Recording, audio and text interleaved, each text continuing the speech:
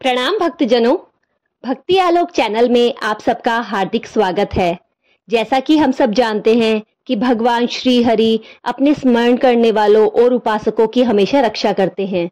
कार्तिक मास चल रहा है और कल हमने 11वां और 12वां अध्याय कार्तिक महात्म्य का सुना था। आज हम 13वां और 14वां अध्याय श्रवण करेंगे।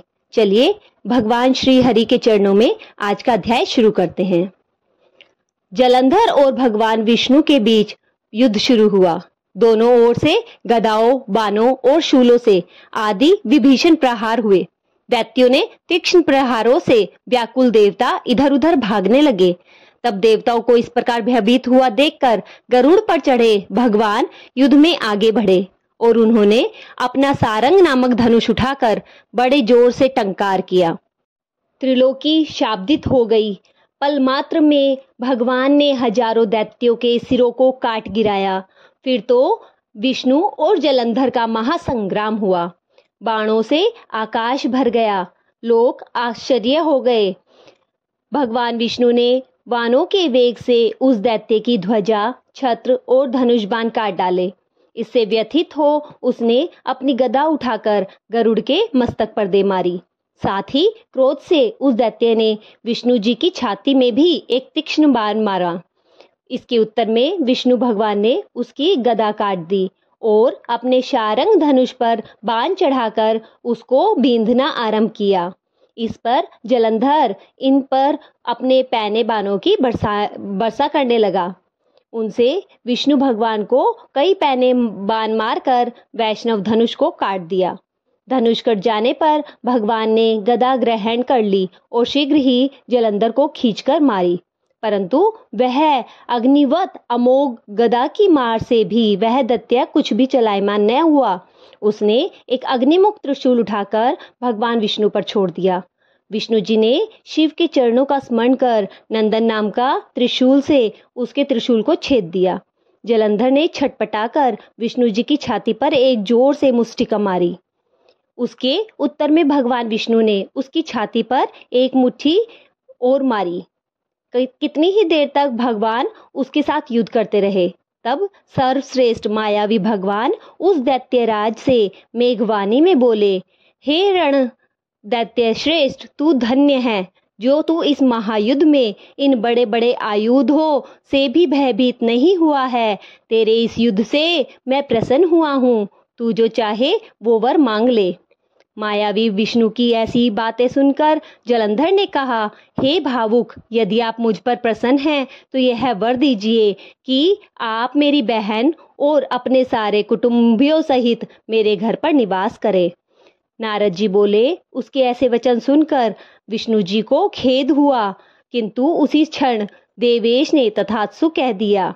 अब विष्णु जी सब देवताओं के साथ जलंधरपुर में जाकर निवास करने लगे। जलंधर अपनी बहन लक्ष्मी और देवताओं सहित विष्णु को वहां पाकर बड़ा प्रसन्न हुआ। फिर तो देवताओं के पास जो भी रत्न आदि थे सबको ले जलंधर पृथ्वी पर आया। निशुंभ को पाताल में स्थापित कर दिया और देव, दानव, यक्ष, गंधर्व, सिद्ध, सर्प, राक्षस, मनुष्य आदि सबको अपना वंशव्रती बनाकर त्रिभुवन में शासन करने लगा। उसने धर्मासुर सुपुत्रों के समान प्रजा का पालन किया। उसकी धर्म राज्य में सभी सुखी रहते थे। बोलिए श्री हरि भगवान विष्णु की जय। यहीं पर हमारा 13वां अध्याय समाप्त होता है। अब हम 14वां अध्याय श्रवण करेंगे। तब उसको इस प्रकार धर्म पूर्वक राज्य करता हुआ देखकर देवता क्षुब्ध हो गए। उन्होंने देवाधिदेव शंकर का मन में स्मरण किया आरंभ किया। तब भक्तों की कामना पूर्ण करने वाले शंकर ने नारद जी को बुलाकर देव कार्य की इच्छा से उनको वहां भेजा। शंभु भक्त नारद शिव की आज्ञा से देवपुरी में गए। इंद्रादि सभी देवता व्याकुल हो शीघ्रता से उठकर नारद जी को उत्कंठा भरी दृष्टि से देखने लगे। अपने सब दुखों को कहकर उन्हें नष्ट करने की प्रार्थना की। तब नारद जी ने कहा, मैं सब कुछ जानता हूँ, इसलिए अब मैं दैत्यराज जलंधर के पास जा रहा हूँ। ऐसा कहकर नारद जी देवताओं को आश्वासित करके जलंधर की सभा में गए।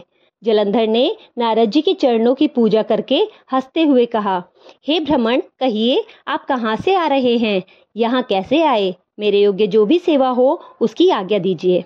नारद जी प्रसन्न होकर बोले, हे महाबुद्धिमान जलंधर, तुम धन्य हो।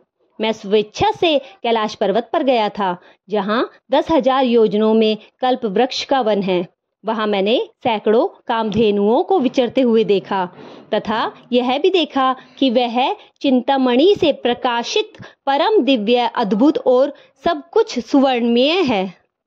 मैंने वहां पार्वती के साथ स्थित शंकर जी को भी देखा, जो सर्वांग सुंदर, गौरवर्ण, त्रिनेत्र और मस्तक पर चंद्रमा धारण किए हुए हैं। उन्हें देखकर मुझे बड़ा आश्चर्य हुआ कि इनके समान समृद्धशाली त्रिलोकी में कोई नहीं, या कोई है भी या नहीं।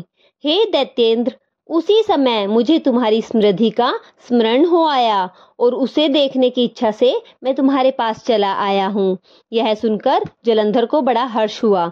उसने नारद जी को अपनी सब समृद्धि दिखला दी।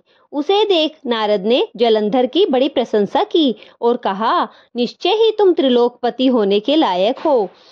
ब्रह्मा जी का हंसयुक्त विमान तुम ले आए हो। दैलोक, पताल और पृथ्वी पर जितने भी रत्न हैं सब तुम्हारे पास है। ऐरावत, उच्चाश्व, घोड़ा, कल्प वृक्ष और कुबेर की निधि भी तुम्हारे पास है। मणियों और रत्नों का ढेर भी तुम्हारे पास लगे हुए हैं। इससे मैं बड़ा प्रसन्न हूँ, परंतु तुम्हारे पास कोई स्त्री रत्न नहीं है। उसके बिना तुम्हारा यह सब कुछ फीका है। तुम किसी स्त्री रत्न को ग्रहण करो। नारद जी के ऐसे वचन सुनकर दैत्यराज काम से व्याकुल हो गया। उसने नारद जी को प्रणाम करके पूछा, ऐसी स्त्री कहाँ मिलेगी जो सब रत्नों में श्रेष्ठ हो? नारद जी ने कहा, ऐसा रतन तो कैलाश पर्वत पर योगी शंकर के पास ही है। उनकी सर्वांगन सुंदर पत्नी पार्वती बहुत ही मनोहर है। उनके समान सुंदरी मैंने किसी और को नहीं देखा है। उनके उस रत्न की उपमा तीनों लोकों में कहीं नहीं है। देवर्षि उस दैत्य से ऐसा कहकर देव कार्य करने की इच्छा से आकाश मार्ग में चले गए। बोलिए भगवान श्री हरि विष्णु की जय, शिवजी महाराज की जय, पार्वती माता की जय। भगवान हम सबके मनोरथ ऐसे ही पूरे करे। यहीं पर हमारा 14वां अध्याय पूरा होता है। अब हम कल 15वां और 16वां अध्याय सुनेंगे। अगर आपको भक्ति आलोक की वीडियोस पसंद आ रही है तो चैनल को ज़्यादा से ज़्यादा सब्सक्राइब करें और वीडियोस को ज़्यादा से ज़्यादा शेयर करें। धन्यवाद।